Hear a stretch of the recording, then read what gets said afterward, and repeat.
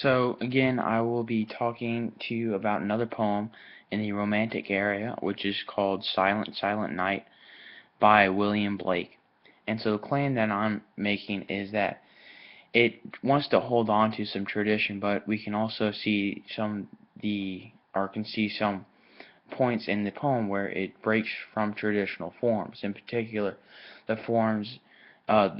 has no set meter, but you can tell that the author wants to have some loose form of meter, which is not very traditional, but it kind of still ties back into the very strict form and meter that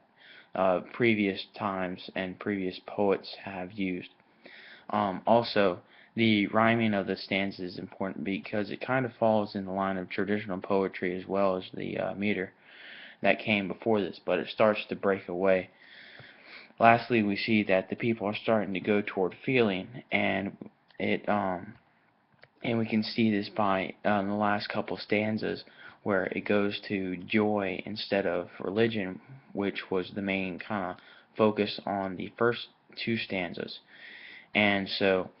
that's one element of the Romantic era is that people are starting to slowly but surely break away from the religious views and kind of start going toward emotion. And we see that in a couple different places, like in the third stanza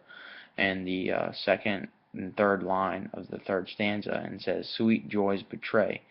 And so obviously that has to do with emotion. And also, this kind of leads into the next couple eras that I'm going to be talking about, which are the Victorian and the modern eras, which further break away from the religion and kind of move toward emotion and kind of going back and forth and playing and experimenting with different forms.